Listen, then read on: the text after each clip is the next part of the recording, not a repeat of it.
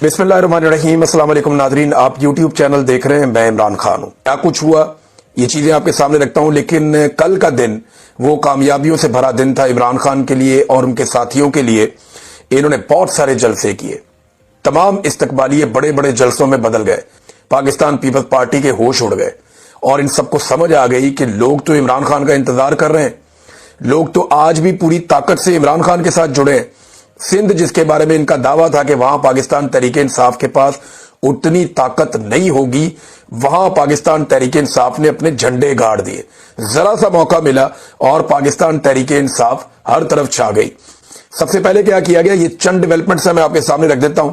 Number 1, ताजरों से मुलाकात मनसूख करवा दी गई, जो मुलाकात होनी थी चेंबर ऑफ कॉमर्स में। नंबर 2, वकला का एक प्रोग्राम भी कैंसिल करवा दिया गया।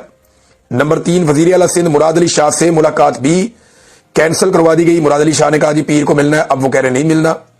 नंबर 4, मज़ार कायद के नजदीक जो बागे जना पर पुलिस ने धावा बोल दिया, जहां पे जलसागाह मौजूद थी, जहां पे तैयारियां की जा रही थी, मेहमानों, कारकुनों, हत्ता के अरकान असेंबली को भी तशद्दुद का निशाना बनाया गया।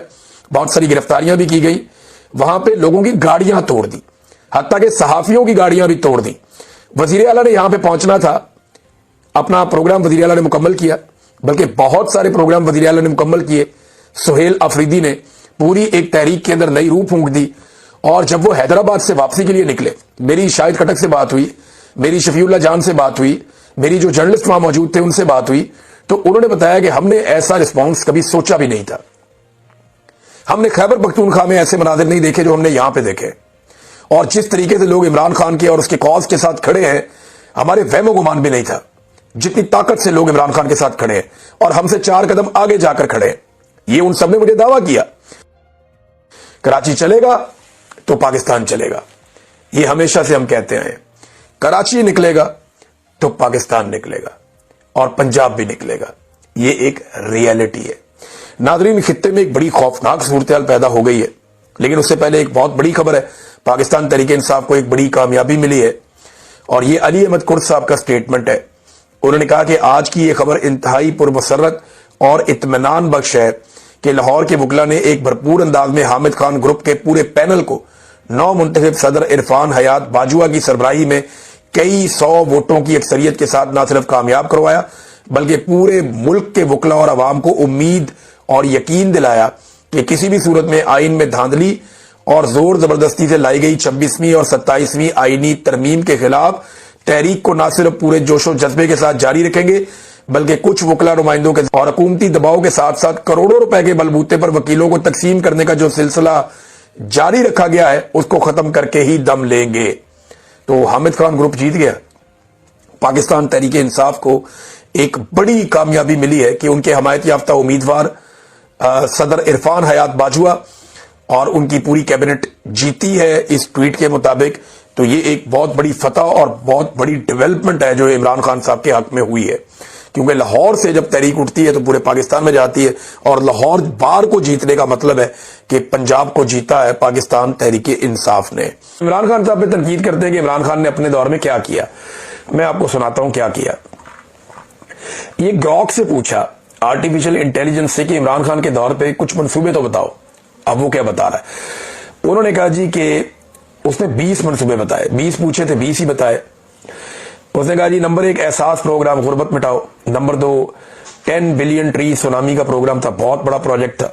नंबर 3, नया पाकिस्तान हाउसिंग स्कीम थी, बहुत बड़ा प्रोजेक्ट था। नंबर 4, सेहत कार्ड था, पाकिस्तानी आज भी याद करते हैं। नंबर 5, कामयाब जवान प्रोग्राम था, बहुत नौजवानों को मौके मिले। नंबर 6, दियामर भाषा डैम, इमरान खान साहब। मोहम्मद डैम, इमरान खान साहब। करतारपुर राहदारी, इमरान खान साहब। क्लीन ग्रीन पाकिस्तान, इमरान खान साहब। रोशन डिजिटल अकाउंट, अरबों डॉलर, इमरान खान साहब। रास्त पेमेंट सिस्टम, इमरान खान साहब। एहसास कफालत प्रोग्राम, इमरान खान साहब। पनागाहें, इमरान खान साहब। लंगर खाने, इमरान खान साहब। किसान कार्ड, इमरान खान साहब। एहसास स्कॉलरशिप्स, इमरान खान साहब। प्लांट फॉर पाकिस्तान, इमरान खान साहब। प्रोटेक्टेड एरियाज इनिशिएटिव, ये इमरान खान साहब का इनिशिएटिव है, इन एरियाज को प्रोटेक्ट किया जाए, तो ये भी उनका है। कोविड-19 स्मार्ट लॉकडाउन, एक जबरदस्त मंसूबा जिसको पूरी दुनिया ने सराहा। कौन था? इमरान खान साहब। असासा रिकवरी यूनिट, शहजाद अकबर साहब ने बहुत पैसा इन्होंने दुनिया से इकट्ठा किया, जो पाकिस्तान का लूटा हुआ था कौन था? इमरान खान साहब। आलमी सतह पर अफगान अमन अमल में इमरान खान ने बहुत बड़ा किरदार अदा किया। रेकॉर्डिक केस के अंदर पाकिस्तान के 11 अरब डॉलर इन्होंने बचाए। इस्लामोफोबिया पर अक़वाम मुत्तहिदा में करारदाद पास करवाई, कर्ज माफी की वकालत की, रूस के साथ ताल्लुकात बेहतर किए, कोई नई कोयला प्लांट्स ना बनाने का इन्होंने ऐलान किया कि कोयले के साथ हम कोई बिजली नहीं बनाएंगे, इससे पोल्यूशन होती है, और बहुत सारी चीजें, बेशुमार चीजें जो इमरान खान साहब ने की हैं। तो ये जो लोग कहते रहे इमरान खान ने कोई काम नहीं किया, तो ये चंद काम है इमरान खान साहब के। और जितने काम इमरान खान साहब ने किए ना 3 साल में, अब उतने ही साल इनको भी हो गया आए हुए, लगभग 4 साल इनको होने वाले हैं आए हुए। तो इमरान खान से ज्यादा टाइम इन्होंने गुजार दिया है। नाजरीन, ईरान के ऊपर किसी भी वक्त अटैक होने वाला है। देखिए, कुछ डेवलपमेंट्स हुई है, मैं आपके साथ शेयर कर देता हूं। एक तो ईरान के मामले में अमेरिका का रद्देअमल बड़ा सख्त आ रहा है। डोनाल्ड ट्रंप ने जो ट्वीट किया और जो उनका ट्रुथ सोशल मीडिया पे उनका अपना उस पे पैगाम उन्होंने दिया कि ईरान आजादी मांग रहा है, शायद ऐसे जैसे पहले कभी नहीं मांगी, अमेरिका मदद के लिए तैयार खड़ा है, ये अमेरिका ने कहा। और डोनाल्ड ट्रंप बार बार ईरान को इस बात की तंबीह कर रहे हैं, वार्निंग दे रहे हैं कि वो अपने शहरियों का कत्ल ना करे। ऐसी कोई वार्निंग उन्होंने कभी पाकिस्तान के लोगों को नहीं दी थी। पाकिस्तान में बहुत कत्लेआम हुआ, बार बार हुआ। इसराइल को वार्निंग नहीं दी, जिन्होंने फलस्तीनियों का, बच्चों का कत्लेआम वहां पे किया। लेकिन ईरान के मामले में अमेरिका की पॉलिसी देखें, मैंने आपको पहले बताया कि अमेरिकन अपनी कौमी पॉलिसी बनाते हैं अपने कौमी मफाद में, अपने मुल्क के मफाद में। तो उन्हें लगता है कि इस खित्ते में उनका मफाद ईरान में रजीम चेंज के साथ वाबस्ता है, और उसके लिए वो ये मौका जाया नहीं करेंगे। ज्यादा इम्कान ये है कि वो हमला करेंगे, और वो हमला कर सकते हैं ईरान के ऊपर। अब एक और सवाल पैदा होता है, ये देखिए एक और स्टेटमेंट है, यूरोपीय यूनियन से आया। यूरोपीय यूनियन की सदर हैं, इनका जो स्टेटमेंट है वो कहती है कि तेहरान की सड़कें और दुनिया भर के शहर ईरानी खवातीन और मर्दों के कदमों की आवाज से गूंज रहे हैं, जो आजादी का मुतालबा कर रहे हैं। बोलने की आजादी, इज्तिमा की आजादी, सफर की आजादी, और सबसे बढ़कर आजादाना जिंदगी गुजारने की आजादी। यूरोप पूरी तरह उनके साथ खड़ा है। हम इन जायज मुजाहरों के खिलाफ पुरतशद्दुद क्रैकडाउन की दो टोक अल्फाज में मजम्मत करते हैं। इस जबर के जिम्मेदारों को तारीख के गलत रुख पर याद रखा जाएगा। ये तमाम कैद मुजाहिरीन की फौरी रिहाई का मुतालबा करते हैं।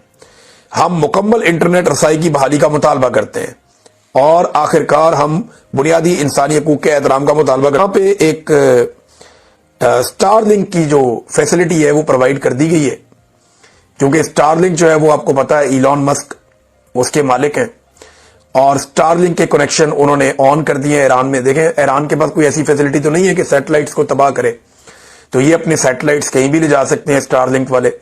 तो इन्होंने ईरान को फैसिलिटेट कर दिया कि वहां पे इंटरनेट की फराहमी शुरू कर दी, लेकिन उसके लिए तो डिवाइस चाहिए। स्टारलिंक की इतनी सारी डिवाइसेस ईरान में गई कैसे? तो ये पूरे गेम को आप समझिए कि ये वेल प्लान्ड है, ऐसा नहीं है कि अचानक से हो रहा है।